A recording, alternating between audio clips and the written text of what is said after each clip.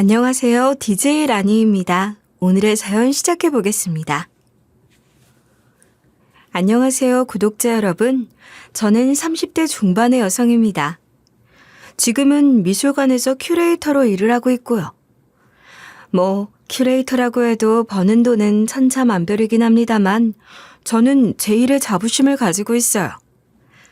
제가 오늘 이 채널을 찾아온 이유는 저에게 일어난 아주 무시무시한 일 때문입니다. 저는 살면서 이런 일이 제 주변에서 벌어질 것이라고는 전혀 생각해 본 적이 없었어요. 정말 충격적인 진실을 마주하게 된 그날, 저는 머릿속이 새하얗게 변해서 뭐부터 어떻게 손을 대야 할지 모르겠더라고요. 어떤 일이 벌어졌는지 궁금하시다고요? 지금 바로 시작하겠습니다. 저는 사실 부족함이라는 걸 모르고 자랐어요. 누군간 부족함을 통해 인생을 배운다고 하지만 저에겐 그 단어 자체가 낯설게 느껴졌죠. 부족함이라는 말은 결국 결핍과도 연결되는 말인데 저는 그 결핍이라는 걸 거의 느껴본 적이 없었거든요. 어릴 적부터 부모님께서는 제가 하고 싶은 일, 배우고 싶은 것, 가지고 싶은 것에 대해서 아낌없이 지원해 주셨어요. 그러니 자연스럽게 부족함을 느낄 일이 없었던 거죠. 사실 저는 꽤 사는 집안의 외동딸이에요. 아버지는 정확히 어떤 사업을 하시는지는 공개적으로 말씀하신 적은 없지만 업계에선 잘 알려진 분이세요. IT와 관련된 기술력을 기반으로 여러 나라와 계약을 맺고 계셨고 해외 출장이 잦은 분이셨죠. 엄마는 꽤 이름 있는 화가세요. 1년에 여러 차례 개인전을 여는 스타일은 아니었지만 작품의 희소 가치가 인정받다 보니 전시회 때마다 그림이 금세 팔려나갔어요. 엄마의 그림은 보는 사람에게도 깊은 여운을 남겼고 자연스럽게 높은 가격에 거래되곤 했어요.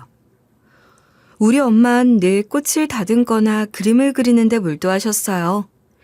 고요하고 우아한 분이셨지만 아버지를 만나 사랑에 빠졌을 때는 또 굉장히 열정적이셨다고 해요. 두 분은 선자리에서 처음 만나셨는데 딱 4개월 만에 결혼하셨다고 하더라고요. 그 사람이 들어오는데 그냥 하얗게 빛나더라. 엄마는 가끔 아버지 이야기를 꺼낼 때마다 소녀처럼 웃으시며 그렇게 말씀하세요. 부모님이 그렇게 금슬좋게 지내시니 혹시 자녀도 많지 않을까 생각하시는 분들이 있을 수도 있어요. 하지만 저는 외동딸이에요. 이유는 간단했어요. 엄마가 저를 낳을 때 정말 큰 고비를 넘기셨거든요. 요즘은 의료기술이 발달해서 출산과 관련된 다양한 상황에 대비할 수 있지만 그 당시에는 지금처럼 의료시설이 완벽하지 않았어요. 게다가 엄마는 저를 미국에서 낳으셨어요. 아버지께서 미국에서 새로운 사업을 준비하시던 때였거든요. 현지 기술을 접목한 IT 사업으로 진출하신 건데 사업권을 따내기 위해 몇 년 동안 미국에 머무르셨어요. 제가 태어난 건 바로 그때였죠. 엄마는 한국에서도 건강이 썩 좋지 않은 편이셨는데 미국에 와서도 집 밖을 잘 나가지 않으셨어요. 대부분의 시간을 실내에서 그림을 그리며 보내셨어요. 언어도 원활하지 않았고 문화도 낯설었죠. 그런 상황에서 엄마는 어느 날 갑작스럽게 진통을 느끼셨고 급히 911에 전화해 응급실로 옮겨지셨어요. 제 태명은 쑥쑥이었어요. 말 그대로 너무 쑥쑥 자라는 바람에 엄마 뱃속에서부터 난리를 피우기 시작했죠. 다른 태아보다 머리 크기가 조금 컸던 저는 골반에 딱 걸려버려서 내려오지도 올라가지도 못하는 상태가 되어버린 거예요. 그때 엄마는 미국에 계셨고 아빠는 중요한 계약 회의에 묶여 있어서 병원에 올 수 없는 상황이었다고 했어요. 진통은 시작됐는데 수술을 하려면 보호자 동의가 필요하다고 하니 산부인과에서는 발만 동동 구르고 엄마는 통증에 정신이 아득해지고 정말 말 그대로 아수라장이었대요. 그때 진짜 저승사자 봤다니까. 노란머리 미국인들 사이로 갓쓰고 도포 입은 저승사자가 나를 향해서 손을 흔드는 거야. 이제 가자 하면서. 진짜로? 엄마, 웃기면서도 무서웠겠다. 그치? 그럼 꼼짝없이 죽는구나 싶었지. 근데 그 순간 알았어. 내가 정신을 놓는 순간 너도 위험하고 나도 못 살아남겠구나 싶었지. 아빠도 없었고? 병원에서 통역도 없고 무서웠어. 그때 아빠도 회사 일 때문에 곁에 없었고 혼자였잖아. 너는 도무지 내려오질 않아서 의사들이 소리치고 정신없었는데 골반에 걸렸다고 했지. 너는 내가 목숨 걸고 얻은 아이야. 그래서 더 귀하고 더 고마운 존재야. 그렇게 엄마는 본인의 손으로 직접 제왕절개 수술 동의서에 사인을 하셨어요. 이미 얼굴에 실핏줄은 다 터졌고 통증에 기절했다가 다시 깨어나는 걸 반복하면서도 겨우 펜을 들어 이름을 쓰셨대요. 지금 생각하면 그 상황에서 어떻게 그런 힘이 났을까 싶지만 어머니라는 존재는 원래 그런가 봐요. 수술은 급하게 진행되었고 저는 겨우겨우 세상에 나올 수 있었어요. 그런데 또 문제가 생겼대요. 제가 갑자기 숨을 쉬지 않아서 의료진이 병원 전체에 코드블루를 외쳤다는 거예요.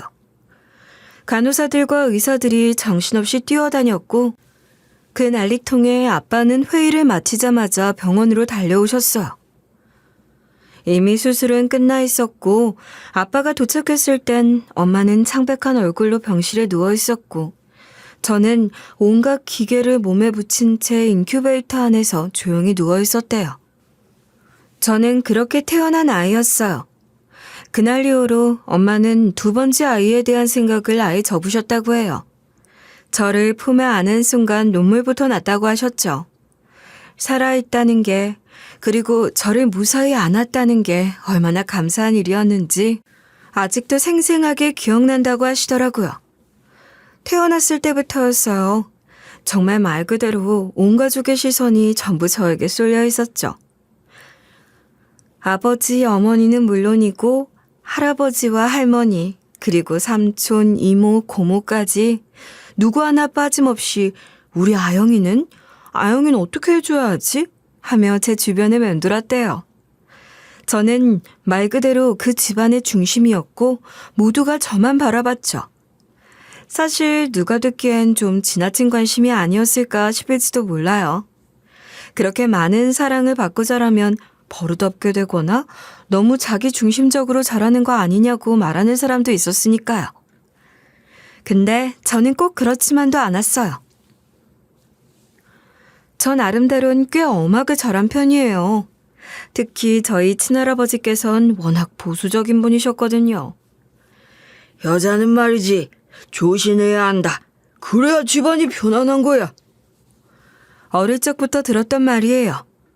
너무 자주 들어서인지 때로는 그게 마치 진짜 정답인 것처럼 느껴지기도 했죠. 할아버진 항상 그렇게 말씀하셨어요. 여자는 어릴 때부터 신부 수업을 받아야 하고 요란스럽게 나서는 일은 피해야 한다고요. 저는 그 말이 싫었지만 당시엔 그게 그냥 어른들의 말이라고 받아들이는 수밖에 없었어요. 그렇다고 해서 가족 모두가 그런 사고방식을 가진 건 아니었어요.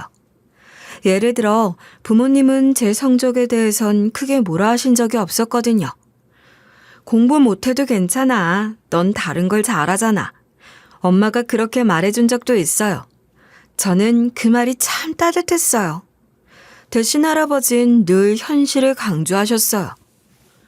여자가 아무리 공부 잘하면 뭐하냐? 나중에 사회 나가서 남자처럼 높은 자리에 올라가는 게 쉽겠냐? 그러지 말고 적당한 선에서 좋은 데 시집 가는 게 낫다.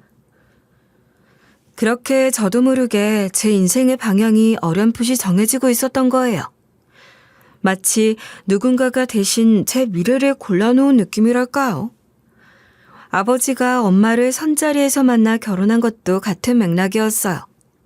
할아버진 너무 자기 주장이 강한 여자보다는 조용하고 순한 여자를 원하셨대요.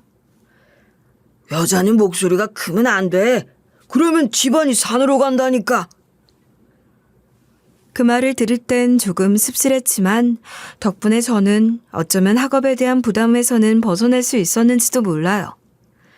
학원에 치여 살지도 않았고 성적표를 보고 눈물 흘린 적도 거의 없었으니까요.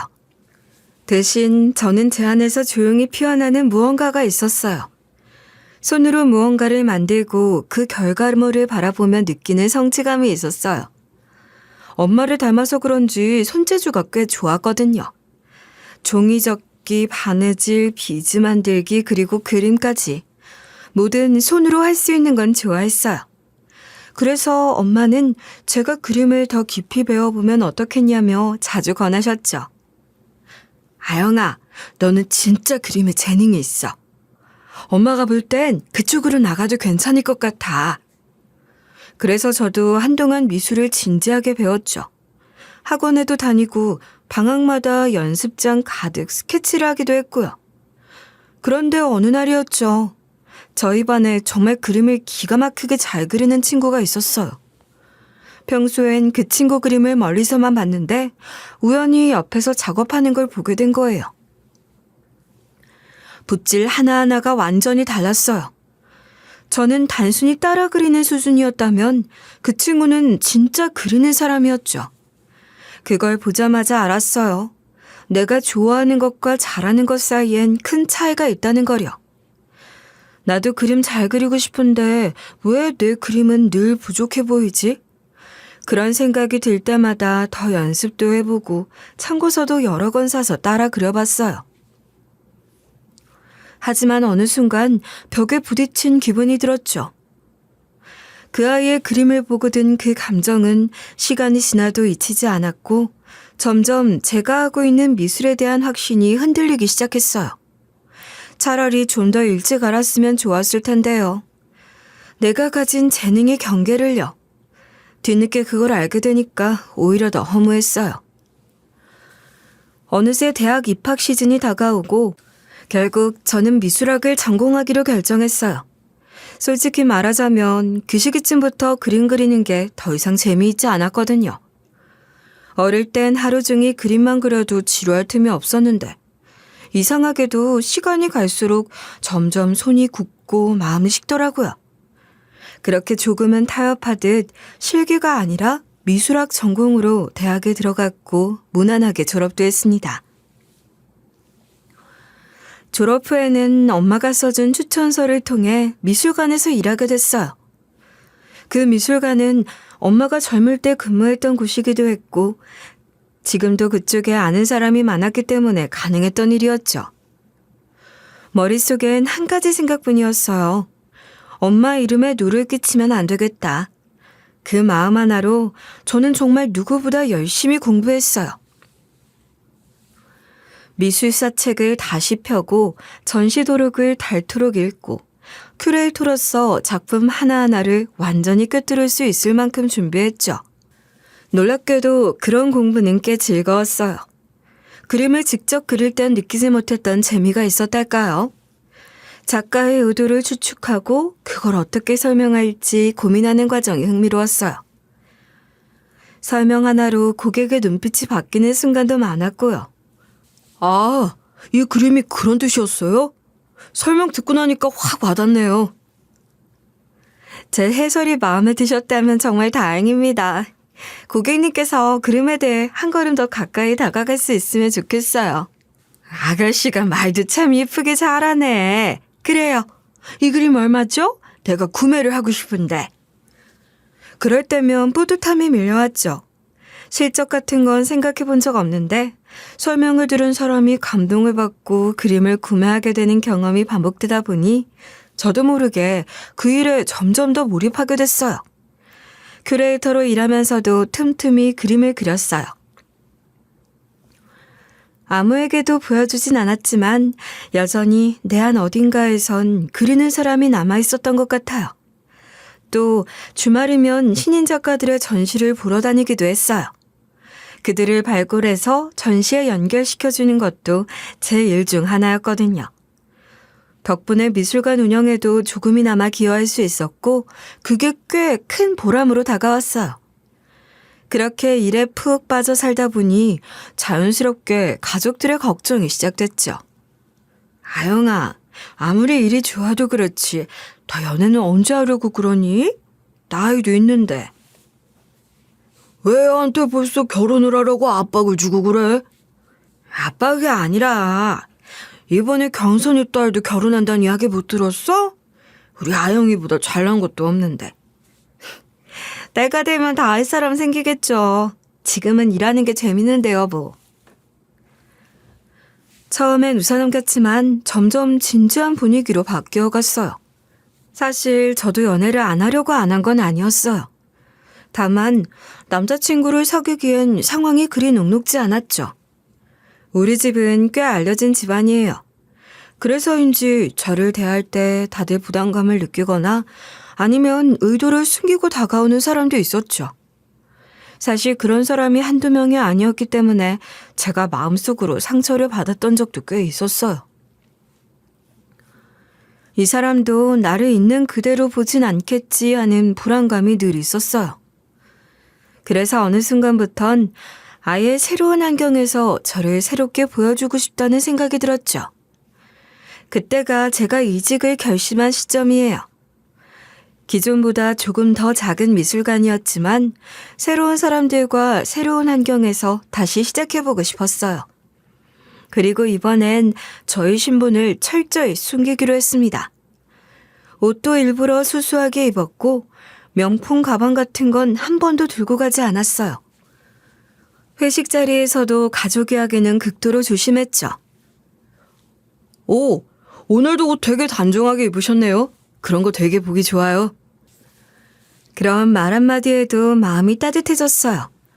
나를 있는 그대로 봐주는 시선이 느껴졌거든요. 작은 미술관이라서 그런지 사람들끼리 거리감도 덜했고 더 솔직하고 편안하게 지낼 수 있었어요. 그러다 보니 처음으로 인간관계에서 진짜로 편안함을 느꼈어요. 그렇게 열심히 일을 하다 보니까 정말 제가 원했던 대로 자연스러운 만남이라는 게 생기게 되더라고요. 예비 신랑과의 첫 만남, 그 시작은 뜻밖의 일이었거든요. 사건은 미술관에서 벌어졌어요. 제가 일을 하고 있던 그 미술관 말입니다. 일에 치여 살고 있다가 갑자기 무슨 연애냐고요? 제가 일을 하고 있던 미술관에서 갑작스럽게 작가와 문제가 생기기 시작했어요. 처음엔 단순한 오해로 생각했지만 상황은 점점 커졌고 결국 소송까지 이어지게 되었죠. 그때 예비 신랑을 처음 보게 됐습니다. 그는 미술관이 고용한 여러 변호사 중 한 명이었는데 나이는 저보다 2살 많았어요. 법조 경력이 아주 오래된 건 아니었지만 당시엔 선배 변호사들과 함께 팀을 이루어 소송에 참여하고 있었죠. 처음 봤을 때 인상이 참 조용하고 차분했어요. 말수는 많지 않았지만 주변을 유심히 살피는 사람이었죠.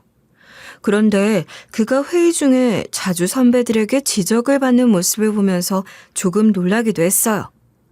하지만 그럴 때마다 그는 조용히 고개를 끄덕이고 바로 작은 수첩에 뭔가를 적어가며 자기 실수를 복귀하더라고요. 저런 모습 참 오랜만에 보는 것 같다. 나도 예전엔 저랬는데. 그렇게 생각하며 괜스레 마음이 끌리기 시작했습니다.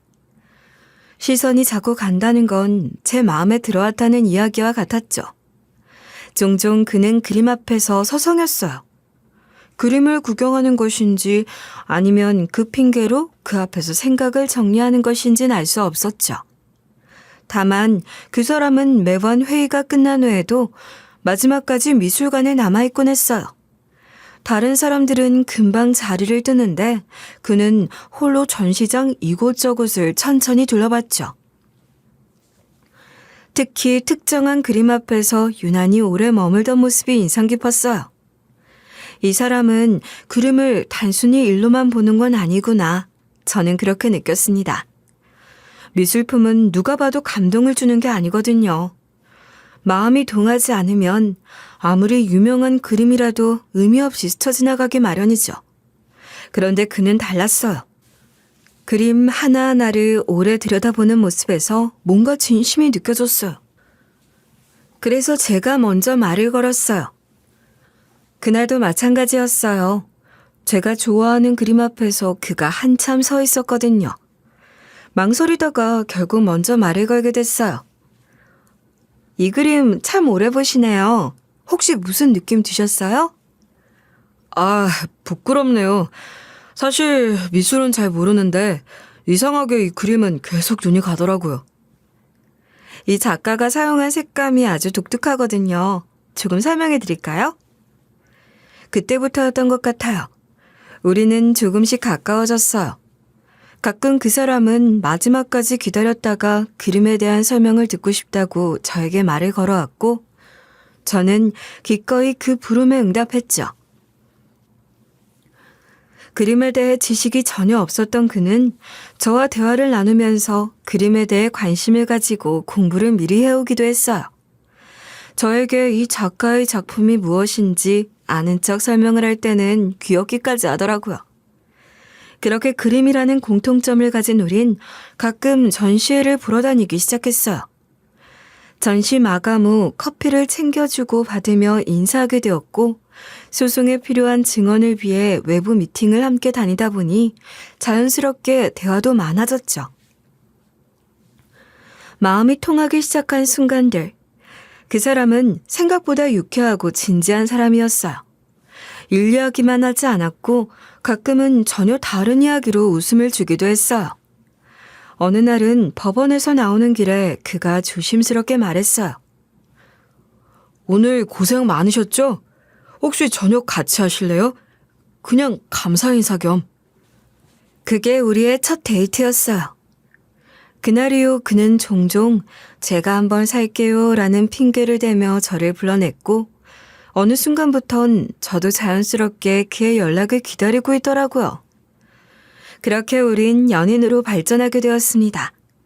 결혼을 생각하게 된 이유 역시 별것 없었어요. 30 중반에 만난 인연이라 저 역시 가볍게 만나고 싶은 생각은 없었어요. 서로 진지하게 이야기 나눴고 미래에 대한 생각도 공유했죠. 처음엔 그저 변호사라는 직업이 안정적으로 느껴졌어요. 하지만 알고 보니 생각보다 더 단단한 배경이 있었더라고요. 그의 아버진 예전에 검사로 재직하셨다고 했어요. 다만 어떤 이유에서인지 들은 것 없지만 그 일을 그만두시고 사업 쪽으로 전향하셨대요. 지금은 하청업체를 운영하시며 가족을 책임지고 계신다고 했죠. 검사 일은 왜 그만두신 거예요? 그 정도 사명감이 있었으면 검사로서 끝까지 일을 하시다가 은퇴를 하셨어도 됐을 텐데. 아, 저희 아버지께서 검사 시절에 일이 좀 많으셨어요. 외부에서 들어오는 압박들도 있었고. 결국 스트레스로 힘들어 하시다가 옷을 벗으셨죠. 그래도 후회는 하지 않으신데요. 예비 신랑은 저에게 검사 이야기는 더 이상 하지 말자며 어떻게 보면 가족들에게는 어두운 이야기라고 했어요. 조금 힘든 일들의 연속이었다고 하니까 저 역시 말을 아끼게 됐죠. 사실 우리가 드라마나 영화에서만 봐도 검사란 직업이 위험한 일에 노출되기도 하고 또 정의감이 없으면 쉽게 할 수 없는 일이라는 것을 알게 되잖아요. 검사로서 정의감을 찾는 것만큼 본인의 안위에도 신경을 써야 하는데 그 모든 것들이 한 번에 덮치면서 더 이상은 검사로서 재직하기 어려워졌나 싶었죠. 저는 굳이 모든 것을 다 알 필요가 없다고 생각했어요. 조심스러워하는 사람 앞에서 캐무는 것만큼 무례한 일도 없다고 생각했고요. 중요한 것은 지금의 모습이니까 그렇게 생각을 했던 것도 같아요. 예비 신랑의 태도를 보며 문득 이런 생각이 들었어요. 이 사람 진짜 건실하게 자랐구나. 어쩌면 환경이 사람을 이렇게 만드는 걸까 싶기도 했죠. 서로를 진지하게 알아가다 보니 자연스럽게 가족 이야기를 나누게 되었고 그 과정에서 저는 끝까지 저희 집안 이야기를 꺼내지 않았어요. 사실 그랬습니다. 제 과정이라는 게 누군가에겐 대단하다고 느껴질 수도 있지만 또 어떤 사람에겐 별거 아니라고 생각될 수 있잖아요. 특히 예비 신랑네처럼 검사 출신 아버지에 본인이 변호사인 집안에서는 더더욱 평범하게 보일 수도 있겠다는 생각이 들었죠. 그래서 차라리 나중에 상견례 자리에서 자연스럽게 이야기하는 게 낫겠다고 판단했던 것이었어요. 무엇보다 제가 살아오면서 저희 집안에 돈이 많다는 이유로 접근해서 이득을 보려는 사람들을 너무 많이 봤거든요. 그런 사람들을 겪으면서 저도 모르게 경계심이 생긴 것 같아요. 그래서 예비 신랑에게도 이 배경을 알게 되었을 때 혹시나 실망하거나 반대로 그걸 이용하려 든다면 어떡하나 싶었죠. 사실 말 안 한 것도 제 고집이자 저를 지키려는 방식이었던 것 같아요. 어느 날이었어요. 예비 신랑과 저녁을 먹으러 갔는데 그 식당에서 정말 우연히 고등학교 시절 친구를 만났습니다. 그 친구는 저보다 그림을 훨씬 잘 그렸고 덕분에 저는 자존심이 상해서 그림을 포기할 수밖에 없게 만들었던 그 친구 말이에요. 늘 리등에 머물러야 했던 저는 어느 순간 지쳐버렸고 자연스럽게 붓을 놓았죠. 그런데 그 친구는 지금 꽤 유명한 화가가 되어 있었어요. 전시회도 열고 활동도 활발히 하고 있더라고요. 사실 나중에 제 자존심이 회복되면 우리 미술관에서 전시를 제안하려고 생각하고 있었는데 이렇게 우연히 마주치게 될 줄은 상상도 못했습니다. 그 친구가 저를 알아보고는 이렇게 말하더군요. 너 큐레이터로 일한다며? 너희 어머니, 그러니까 화가님 잘 계시지? 다 이번에 전시회에 초대할게. 아, 그렇구나. 그래, 전시회 축하해. 나중에 다시 이야기하자. 네가 그림을 그린 건 좀 아쉽긴 하다. 나랑 좋은 경쟁을 할 수 있었을 텐데. 화가님 백이라도 좀 써보지 그랬어. 그리고는 초대장을 건네줬어요. 그냥 평범한 인사처럼 들릴 수도 있었는데 그때 제 자격지심이 문제였는지 그 말이 너무 빗둘게 들렸습니다. 너는 화가 엄마를 두고도 결국 성공 못했지? 라는 식으로 들렸어요. 물론 그 친구가 그런 의도로 말했는지 모르겠지만요. 아니, 그랬을 거라고 생각을 했습니다. 제가 누가 봐도 연인처럼 보이는 사람이랑 있다는 것을 알면서도 저희 엄마의 백이라도 써보란 식으로 말을 했으니까요. 제 자존심을 확 무너뜨리고 싶어 했던 것 같아요. 친구가 떠난 뒤 저는 씩씩거리며 혼잣말을 했습니다. 저게 진짜 그림 좀 잘 그린다고 사람을 무시해? 전시회 초대장? 나 그거 버릴래. 왜 그래? 친구 아니었어? 당신 그림 보는 거 좋아하잖아. 보러 안 가려고? 싫어. 쟤랑 나랑 고등학교 동창이야. 같이 미술하던 친구였는데 나보다 항상 그림을 훨씬 잘 그렸어. 덕분에 나는 만년 2등이었지. 그게 자격지심이 돼서 결국 그림을 그만뒀고. 근데 오늘 이렇게 마주칠 거라고 누가 생각이나 했겠어? 오늘 보니까 여전히 잘 나가네. 나 그 초대장 찢어버릴래. 에이, 찢었다가 다른 사람한테 들키면 어쩌려고. 그러지 말고 화장실에 갖다 버려. 화장실? 웬 화장실? 그냥 쓰레기통 아무데나 버리면 되는 거 아니야? 우리 집안에선 예전부터 그래왔거든. 버리고 싶은 거, 숨기고 싶은 것들이 있으면 전부 화장실에 갖다 버리라고 했거든. 미신이라기보다 우리 집만의 작은 의식 같은 거랄까? 그렇게 버리면 마음이 좀 정리된다고들 하더라. 그 말이 어쩐지 위로처럼 들렸어.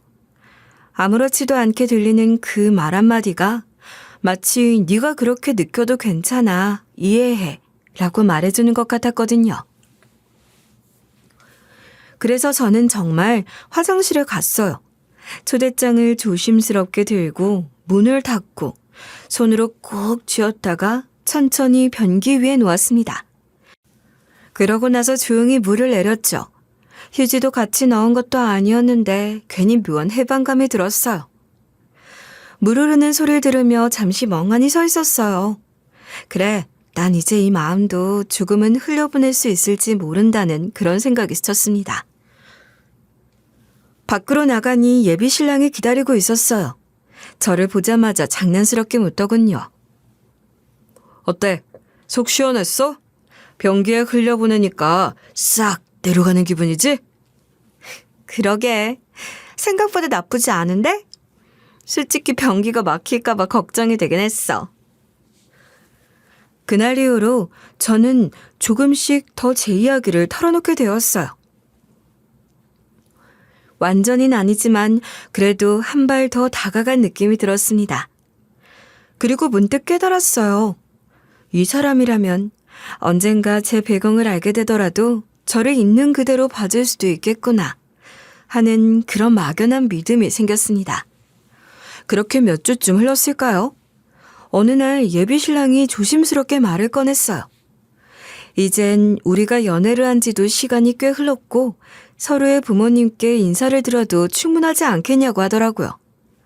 솔직히 말하면 저는 조금 당황스러웠어요. 너무나도 갑작스럽게 인사를 하자고 말을 했으니까요. 왜 갑자기? 무슨 일 있어? 인사를 드리러 오라니? 이제 우리도 결혼할 나이잖아. 슬슬 양가 부모님께 인사드리고 준비도 시작해야지. 내가 너무 늦은 걸지도 모르겠다 싶어서. 그 눈빛이 얼마나 진지하던지 농담이 아니라는 걸 단번에 느낄 수 있었어요. 순간 마음이 따뜻해졌고 저도 모르게 고개를 끄덕이며 대답했죠. 좋다고요. 인사를 드리러 가겠다고 말입니다. 그렇게 예비 시댁에 먼저 인사를 드리러 가게 됐어요. 사실 약속 날이 다가올수록 조금씩 긴장이 되더라고요. 어떤 분위기일지 상상이 잘 안 됐고 뭔가 보통의 만남은 아닐 것 같다는 예감이 들었거든요. 그날 약속 시간보다 조금 일찍 도착했어요. 택시에서 내리자마자 눈앞에 펼쳐진 광경에 잠시 말을 잃었죠.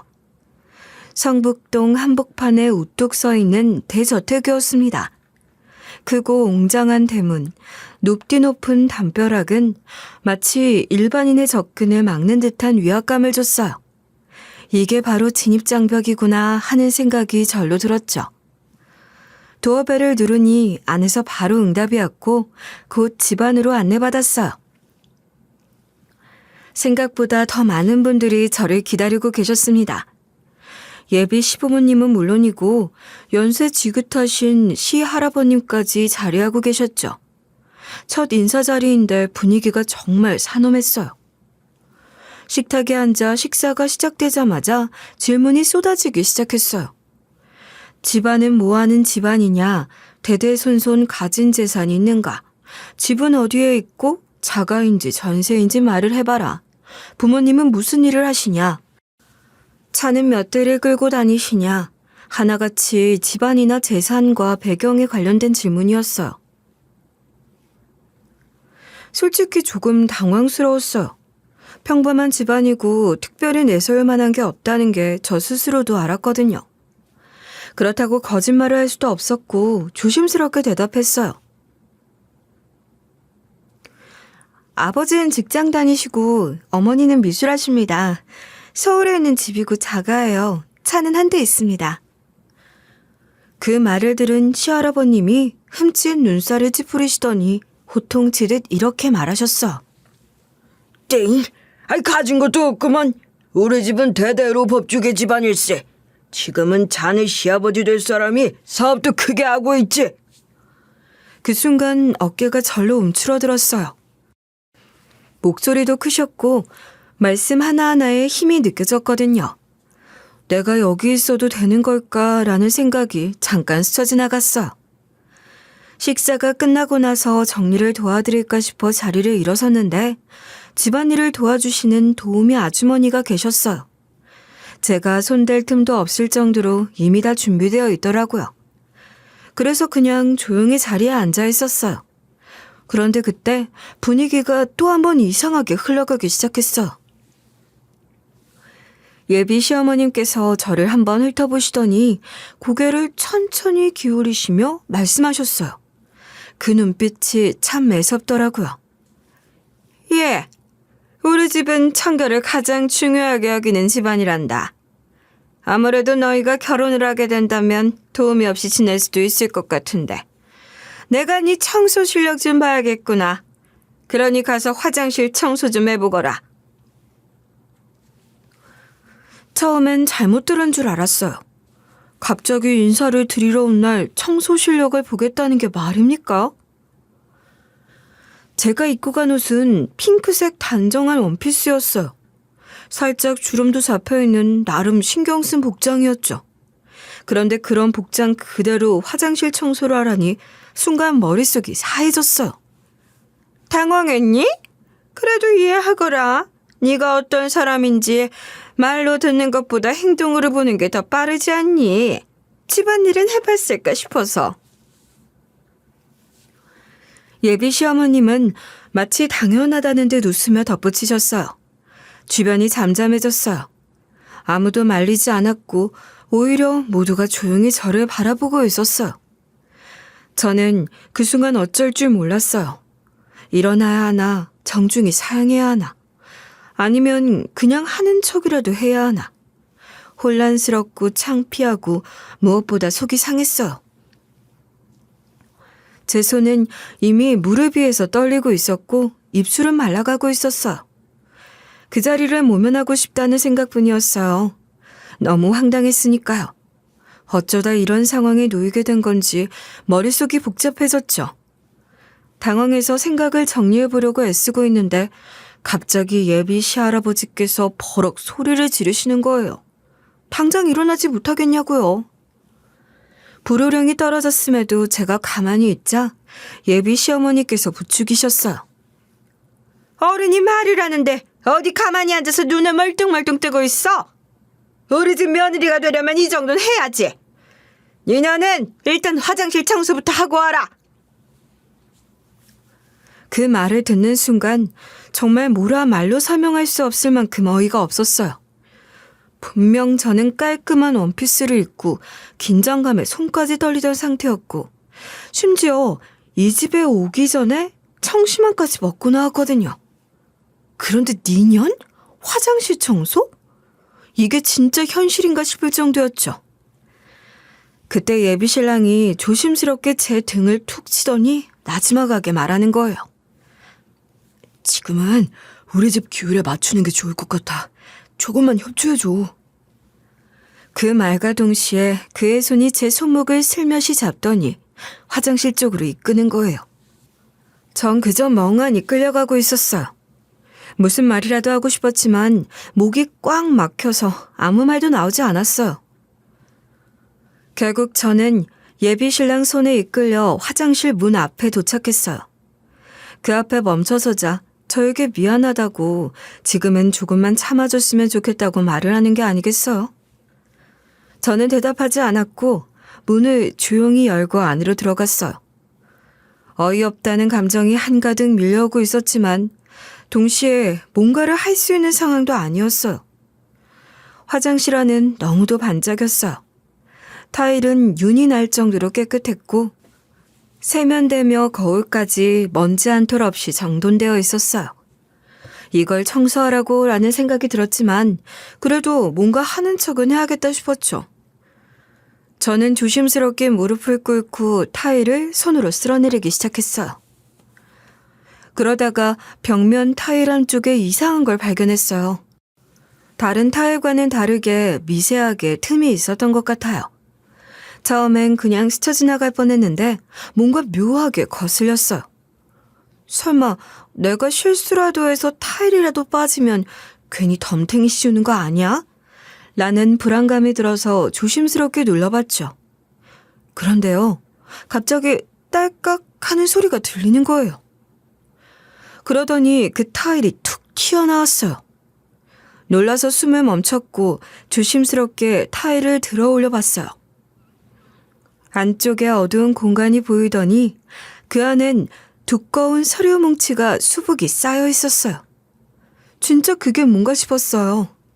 손이 저절로 안으로 들어갔고 그 서류들을 꺼내보는 순간 문득 예전에 예비 신랑이 했던 말이 떠올랐어요. 우리 집은 숨기고 싶은 거, 버리고 싶은 거 있으면 전부 화장실에 갖다 버려.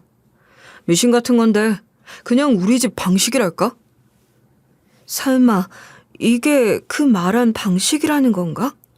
정말로 버리고 숨기고 싶은 걸 이 안에 넣었다는 건가? 가슴이 두근거리기 시작했어요. 두려움 반, 궁금한 반으로 서류를 펼쳤는데 그 안에 담긴 내용들이 정말 충격적이었어요. 문서를 읽는 순간 머릿속이 핑 돌고 숨이 가빠졌어요. 무언가 굉장히 심각하고 심지어 위험해 보이는 내용들이었죠. 구체적으로 뭐라고 설명해야 할지 모르겠지만 일상적인 내용은 절대 아니었어요. 저는 그 자리에서 다리에 힘이 풀려 그대로 바닥에 주저앉고 말았어요. 손은 떨리고 있었고 심장은 미친 듯이 뛰었어요. 이걸 본 난 어떻게 되는 거지? 라는 생각이 스쳐 지나갔고 동시에 소름이 끼쳤어요. 이 집에 뭔가 이상하게 있다는 직감이 들었죠. 조용한 화장실 안에서 저는 꼼짝없이 주저앉아 한참 동안 일어설 수가 없었어요. 그 서류들을 손에 쥔 순간부터 머릿속이 복잡해지기 시작했어요. 도대체 이걸 어떻게 해야 하나 싶었죠. 너무 많은 생각이 한꺼번에 몰려들어 숨이 막히는 기분이었어요. 하지만 감정이 휩쓸릴 순 없었어요. 일단 이 상황을 정확하게 파악하는 게 먼저였으니까요. 저는 떨리는 손으로 서류 하나하나를 펼쳐봤어요. 내용은 방대했고 당장 다 읽는 건 무리였어요. 그래서 나와 직접적으로 관련된 것들 위주로만 확인했어요. 그리고 사진을 찍었어요. 혹시 모를 상황에 대비해서라도 증거는 남겨야 하니까요. 조용히 아주 조심스럽게 손을 움직였어요. 심장 소리가 귀에 울릴 만큼 크게 들리더라고요. 어떻게 이런 것들을 모았는지, 어떻게 이런 정보까지 알고 있었는지 전 정말 알 수가 없었어요. 서류를 하나하나 넘기다 보니 모든 게 퍼즐처럼 맞아떨어지기 시작했어요. 아, 이 결혼은 절대로 하면 안 되는 거구나. 그 생각이 분명하게 들었죠. 원래 저는 예비 신랑이 저희 집안에 대해서 전혀 모를 거라고 생각했어요. 당연하죠. 제가 먼저 말한 적이 없었으니까요. 그런데 이 인간이 알고 있었던 거예요. 아니, 정확히는 눈치를 챘고 확인했고 파고들었던 거죠. 언제부터였을까 곰곰이 떠올려 봤어요. 아마도 처음엔 단순한 추측이었을 거예요.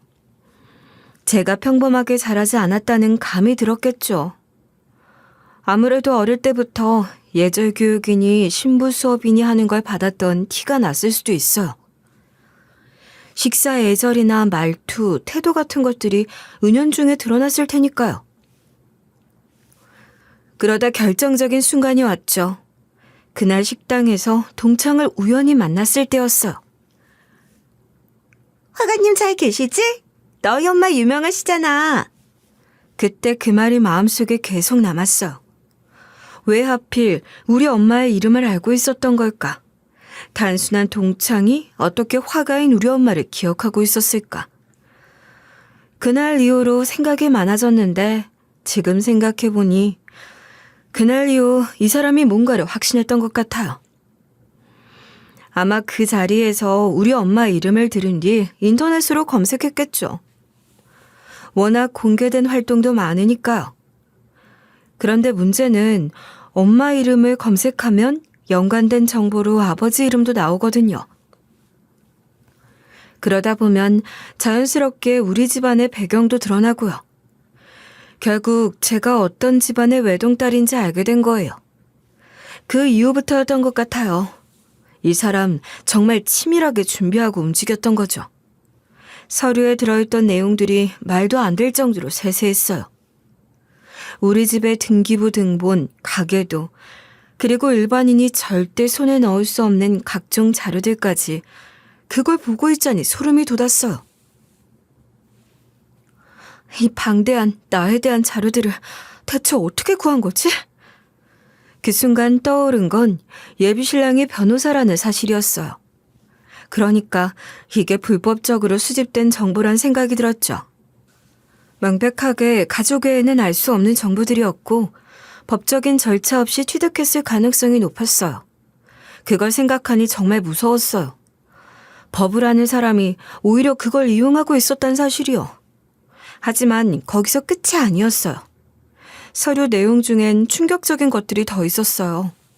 예비시댁 쪽에서 제가 외동딸이라는 점을 이용해서 결혼을 통해 제 재산을 법적으로 편입시키려는 의도가 서류에 명확히 적혀 있었던 거예요. 말 그대로 계획된 결혼이었던 거예요. 결혼 후 일정 시점에서 자산 명의 이전 가능, 사전 증여를 위한 혼인계약 검토, 혼인 전 자산 보호를 위한 미술품 운용안 검토, 이런 말들이 줄줄이 쓰여 있었어요. 더 끔찍했던 건 저희 엄마까지 이용하려 했던 거였어요. 서류엔 분명히 이렇게 적혀 있었어요. 혼인 후 화가인 장모의 미술품 활용 방안, 고가 미술품으로 증여 및 탈세 방식 추진. 세상에 어떻게 이런 생각을 할 수 있죠? 사람이 사람을 대상으로 이렇게 계획적으로 접근할 수 있는 건가요? 전 정말 믿기지가 않았어요. 그저 좋은 사람이라고 생각했던 그 사람이 사실은 이런 무서운 그림을 그리고 있었다는 걸 알게 된 순간 온몸이 얼어붙었어요. 정말 다리에 힘이 풀렸고 그대로 주저앉아 버렸어요. 아무 말도 못하고 손만 부들부들 떨리고 있었죠. 저를 아끼고 사랑한다고 했던 그 말들이 지금 이 순간 다 거짓으로 들렸어요. 그리고 저를 바라보던 그 다정한 눈빛마저도 전부 연기였다는 생각에 눈물이 날 뻔했어요. 지금 생각해도 참 어이없는 일인데요. 그 사람들도 참 바보였던 거예요. 도대체 무슨 생각으로 저를 그 화장실로 밀어넣은 걸까요? 그 화장실 벽면에 그런 비밀 장치가 있을 거라고 누가 상상이나 했겠어요? 아무리 저택이고 아무리 오래된 집이라지만 그런 공간을 만든다는 것 자체가 비현실적이잖아요.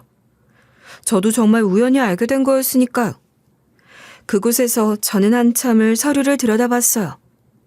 처음엔 나와 관련된 내용이 있다는 것도 몰랐어요. 그냥 예비시댁의 개인적인 비밀일 거라고만 생각했죠. 그런데 페이지를 넘기다 보니 하나둘 익숙한 이름들이 보이기 시작했어요. 거기엔 저희 집안 정보가 아주 세세하게 기록되어 있었고 그걸 본 순간 등골이 서늘해졌어요. 뿐만 아니라 예비 시아버지가 운영 중이시라는 회사의 정보도 있었는데요. 더 자세히 보니 그분은 사업가가 아니라 사실상 페이퍼 컴퍼니 브로커였어요. 그러니까 탈세를 위해 만든 껍데기 회사들을 연결해주는 역할을 하고 있었던 거예요. 더 충격적이었던 건 그분이 과거에 검사였다는 사실이었죠. 아니, 검사를 했던 사람이 이런 일을 저질러도 되는 건가요? 입을 틀어막고 서류를 넘기는데 손이 자꾸 떨렸어요. 서류는 구체적이었고 명확했어요. 누군가 우연히 발견했다면 바로 수사 의뢰라도 해야 할 정도였죠. 그래서 저는 서둘러 사진을 찍었어요. 모든 걸 다 남길 순 없었고 시간도 없었으니까요. 저는 일단 저희 집과 관련된 내용, 법적으로 민감해 보이는 자료들 위주로 몇 장씩 차근차근 찍었어요. 그렇게 정리를 마치고 나서야 겨우 숨을 골랐고 다시 아무 일 없었다는 듯 화장실 문을 열고 나왔어요. 온몸에서 땀이 줄줄 흐르고 있었는데 그게 긴장 때문인지 아니면 전에 먹은 청심환 탓인지 모르겠어요. 청소하느라 힘들었지? 수고했어. 그 말투는 평소와 다름없었어요. 그런데 그가 웃을 때 드러난 어금니 사이 금리가 유독 눈에 들어오더라고요. 그 순간 이상하게 그 웃음이 너무 야비하게 느껴졌어요. 아니, 진짜로 야비하다는 말밖엔 설명할 길이 없었어요. 예상도 못했던 화장실 청소를 했더니 피곤하네. 일단 오늘은 돌아가 볼게. 부모님께도 말씀드려야 하니까. 그래, 네 집에도 인사를 해야지. 그런데 이제 알겠지?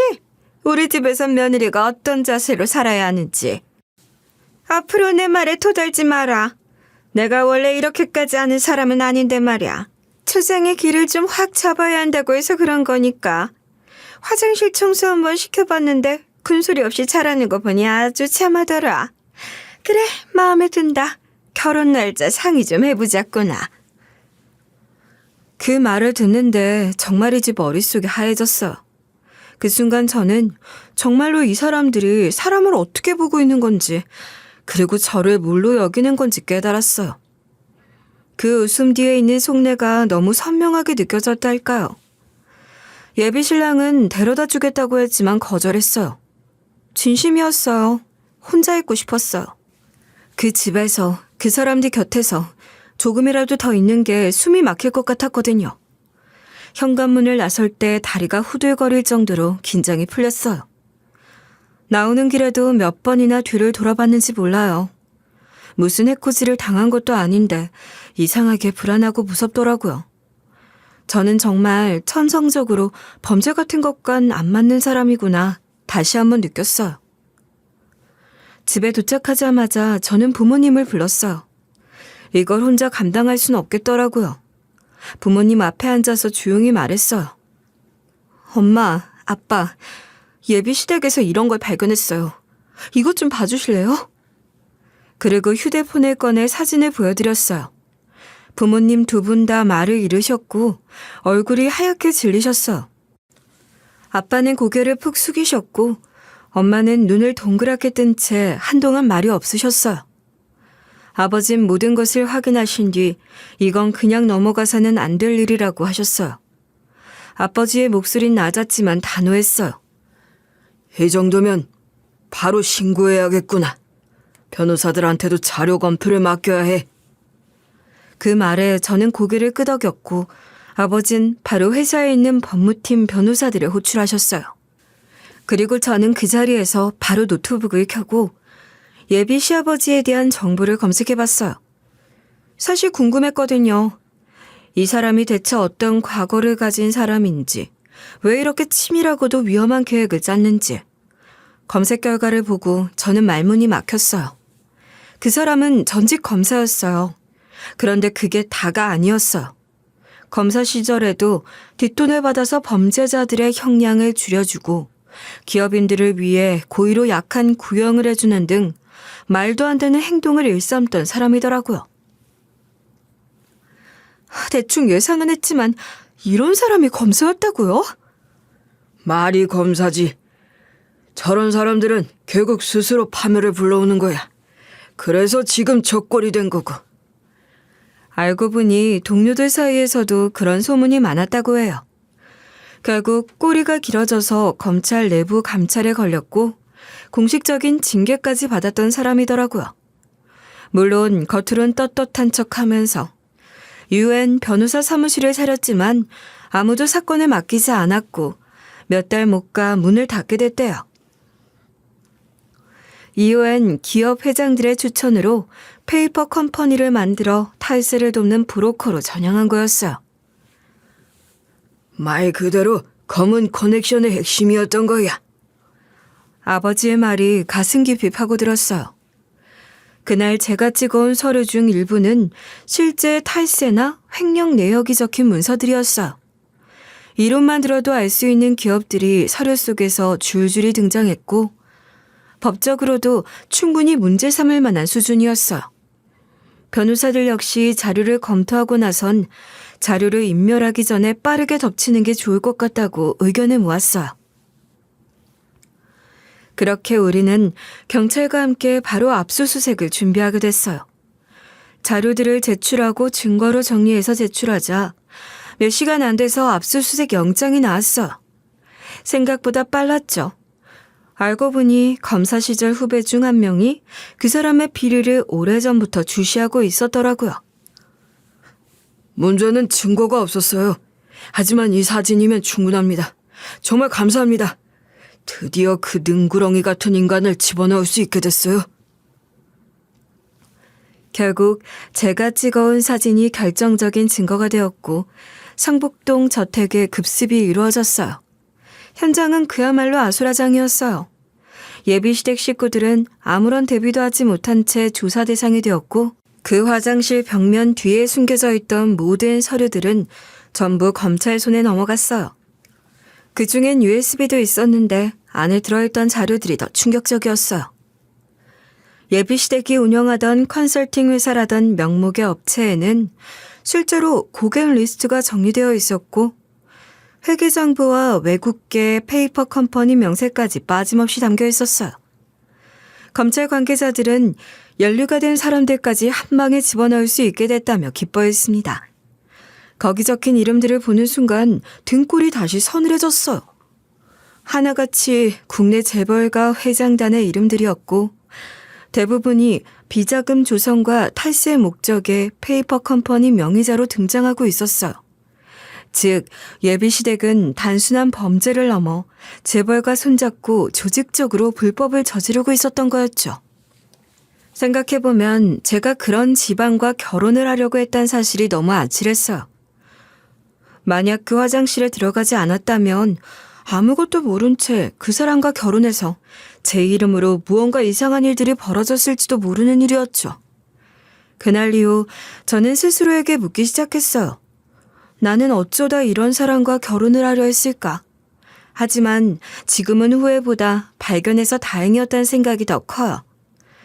아직 해야 할 일이 많지만 적어도 진실이 드러났고 그들의 민낯이 세상에 공개되었으니까요. 가장 먼저 움직인 건 국세청이었어요. 첫 번째 폭탄이 바로 거기서 터졌죠.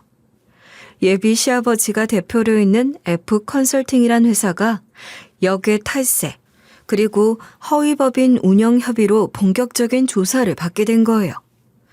그 소식을 들었을 때 이상하게도 저는 크게 놀라지 않았어요. 이제 시작이구나 싶은 마음이 더 컸어요. 그동안 모아둔 증거들과 정리한 자료들이 결국 이걸 위해 필요했던 거니까요. 동시에 서울지검 특수부에서도 압수수색이 시작됐어요. 조세범 처벌법 위반, 자금 세탁 방지법 위반 혐의였죠. 사건이 확장되는 속도가 정말 빨랐어요. 뭔가 이미 수면 아래서 파악하고 있었던 정황들이 있었던 것 같아요. 다만 터뜨릴 결정적인 증거가 부족했을 뿐이었는데 그 부분을 제가 메워버린 셈이 된 거죠. 예비신랑은 대한변협윤리위원회에 소환됐어요. 조용히 살던 법조인의 삶이 하루아침에 무너진 셈이죠. 조사 내용은 충격적이었어요.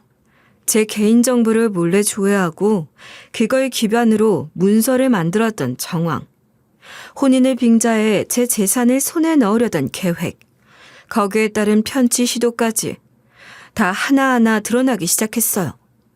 우리 측 변호사 말로는 조만간 변호사 자격정지 처분이 내려질 거라고 하더군요. 이 정도면 사실상 퇴출이에요. 버틸 수가 없어요. 뻔뻔하기도 하지. 그 말이 어쩐지 통쾌하게 들렸어요. 예비 시어머니는 그 상황에서도 제 앞에서 이성을 잃은 듯 소리쳤어요. 매서운 눈빛은 여전히 저를 쫄아붙게 만들었죠. 이게 다 네가 꾸민 거잖아. 어디서 그렇게 뻔뻔한 얼굴을 들이밀어? 우리 집안 망하게 하려고 작정한 거지?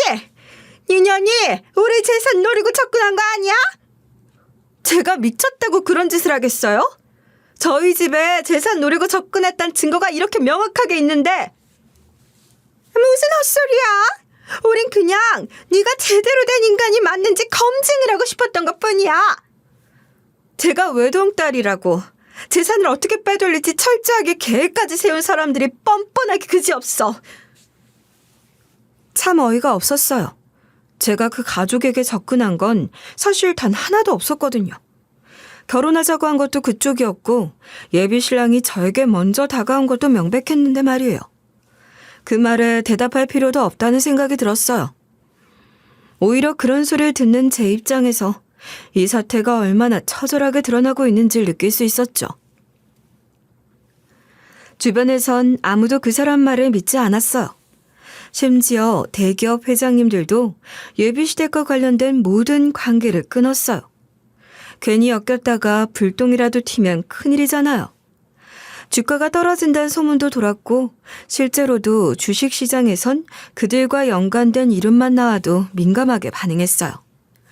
그러다 보니 결과적으로 모든 책임은 예비시댁에서 떠안게 됐어요. 하지만 기사는 한 줄도 나오지 않았어요. 뉴스에도 단 한 번 언급되지 않았고요. 돈 있는 사람들끼리는 이렇게 사건을 조용히 넘기는구나. 이게 현실이란 건가요? 그래도 이 사건으로 인해서 줄줄이 엮여 들어가는 사람이 한둘이 아니지 않냐. 파장이 어마어마하게 큰 거지. 저희 가족은 단 한 발짝도 물러서지 않았어요. 다양한 법률 자문을 받았고 혼인빙자, 명예훼손, 사문서 위조 등 총 5건의 민사 형사소송을 병행했어요. 맞서 싸우는 것도 처음엔 두려웠지만 그 두려움을 넘어서야만 했어요. 이건 그냥 가족의 명예가 아니라 인간으로서의 존엄이 걸린 문제였거든요. 예비시댁은 결국 수억 원의 변호사비를 써가며 파산 직전까지 몰렸어요. 그제서야 결국 그들은 스스로 자백했어요. 물론 자발적 진술이라는 형식을 빌렸지만 실상은 인정하지 않으면 더 큰 처벌을 받을 수밖에 없는 상황이었기 때문이었어요. 증거가 워낙 명확했으니까요. 부정할 수가 없었던 거죠. 정말 감사합니다. 덕분에 오래 묵혀둔 비리를 꺼낼 수 있었습니다. 이렇게 용기 내주셔서 진심으로 감사드려요. 저도 저 살자고 한 일이에요. 이렇게까지 감사 인사를 받기엔 조금 민망하네요. 그런 건 중요하지 않아요. 아무도 못했던 일을 해냈다는 게 중요한 거죠. 엄한 사람 건드려서 아주 큰 코 다친 거예요. 그래요. 저는 그저 제 인생을 지키고 싶었을 뿐이었어요. 하지만 결과적으론 많은 것을 바꾸게 된 셈이 됐죠. 결국엔 진실이 드러났고 누가 누구를 속이려 했는지 다 밝혀졌으니까요. 결국 예비 시아버지는 구속됐어요. 지금은 구치소에 수감되어 있는 상태고요. 재판이 진행되는 걸 보니 아무래도 징역형을 피하긴 어려울 것 같다고 하더라고요. 실제로 선고가 내려졌을 때 저는 말없이 결과만 들었어요. 자금 세탁, 조세범 처벌법 위반, 역외 탈세 시도, 허위 신고, 총 7개의 혐의였고요. 징역 6년에 벌금 27억 원, 추징금 18억 원이 선고됐어요. 그들은 감옥 안에선 조용히 지내고 있다고 해요. 워낙 고령층 수감자에 대한 특별 관리가 있는 터라 병원 연계를 받아 통원 치료를 받는다는 얘기도 들었고요. 그래도 독방 생활을 하고 있고 하루에 2번씩 수감자 대상 재무 관련 질문 조사를 받는다고 하더라고요. 그러니까 이제는 자신이 했던 금융범죄에 대해 하루 종일 되새기는 삶을 살고 있는 셈이죠.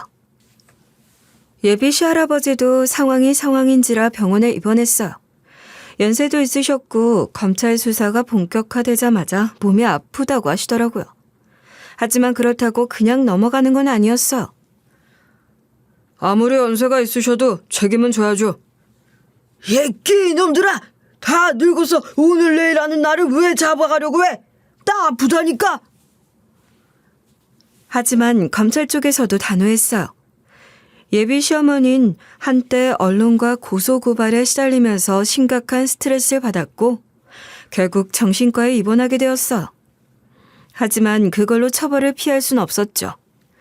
명예훼손, 혼인빙자 공동정범, 개인정보 도용 혐의까지 죄목이 줄줄이 이어졌고 결국 집행유예 3년에 사회봉사 180시간, 정신과 치료 명령까지 함께 내려졌어요. 어떻게 보면 얌전하게 살지 그랬어요 라는 말이 딱 맞는 상황이었죠. 예전엔 저를 향해 뻔뻔한 년이라며 입에 담지 못할 말도 서슴없이 하시던 분이었는데 지금은 그 입조차 열지 못하고 계시더라고요. 그리고 예비 신랑, 그 사람은 결국 대한변협으로부터 연구 자격정지를 통보받았어요. 변호사 인생이 통째로 날아가 버린 거죠.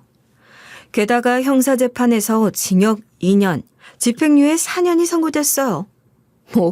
도피하려다가 출국정지 걸리고 들켰으니 꼼짝 못한 거죠. 지인에게서 건너들었는데 아주 초라하게 지내고 있다고 하더라고요. 저로선 신경 쓸 일도 아니에요.